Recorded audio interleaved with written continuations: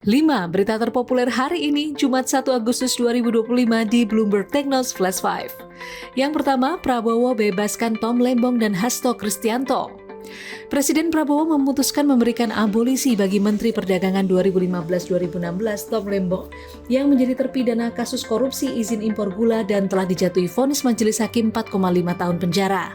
Selain itu, Prabowo juga memberikan amnesti bagi Sekjen PDIP Hasto Kristianto yang telah menjadi terpidana dengan vonis 3,5 tahun dalam kasus korupsi pemberian suap bagi anggota KPU 2017-2022 Wahyu Setiawan.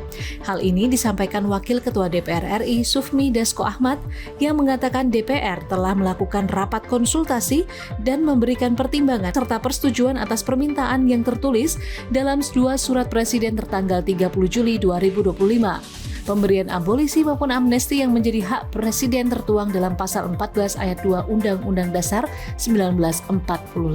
Kedua, daftar lengkap harga BBM Pertamina BPAKR Shell Agustus 2025.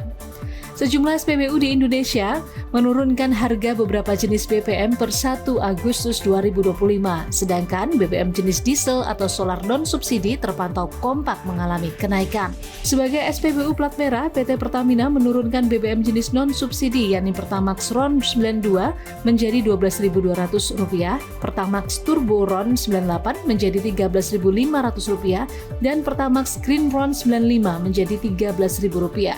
Sementara BBM diesel milik Pertamina yakni Dexlite dan Pertamina Dex mengalami kenaikan harga. Kemudian SPBU swasta BPAKR menurunkan 3 jenis BBM yakni BP92 menjadi Rp12.500, BP Ultimate menjadi Rp13.050 dan BB Ultimate Diesel menjadi Rp14.380.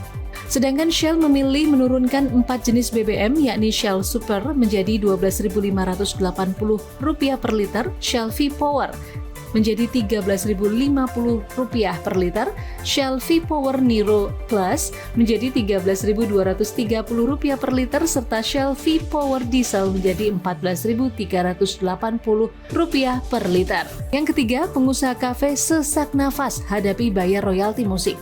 Sejumlah pengusaha kafe merasa keberatan dengan aturan baru pemerintah yang mewajibkan pelaku usaha seperti restoran, kafe, hingga pusat kebugaran membayar royalti jika memutarkan lagu.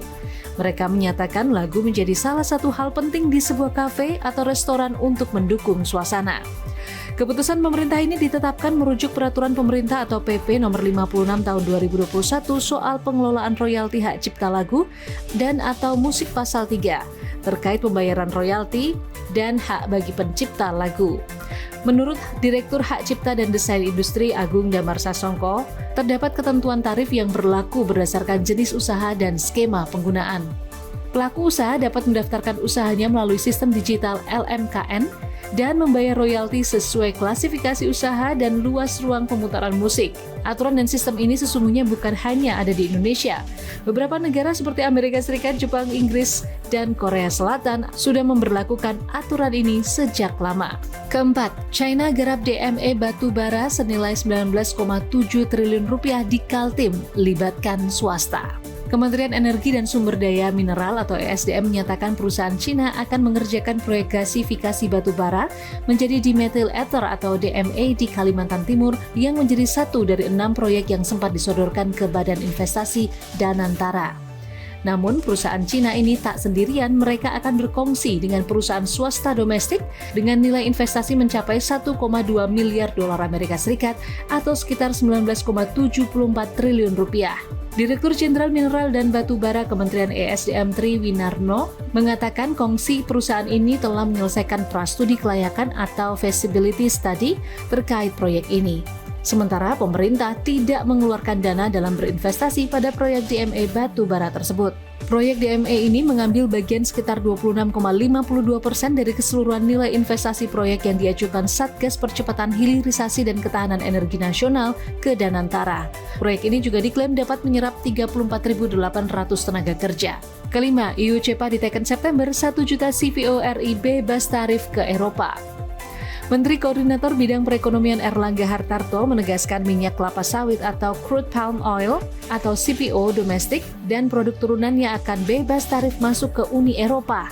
Hal ini menyusul perundingan dagang European Union Comprehensive Economic Partnership Agreement atau EU-CEPA yang akan ditandatangani kedua negara pada September 2025 di Jakarta dan berlaku efektif pada 2026. Dalam fakta dagang ini, kuota ekspor CPO ke Uni Eropa maksimal sebanyak 1 juta ton. Sementara itu, kuota ekspor untuk palm kernel oil atau PKO akan disesuaikan dengan jumlah total ekspor sepanjang tahun lalu.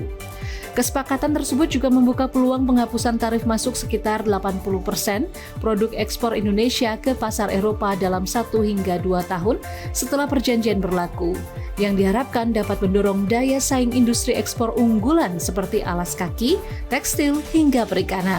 Itu dia 5 berita terpopuler pilihan Bloomberg Technos hari ini. Ikuti terus update selanjutnya di www.bloombergtechnos.com.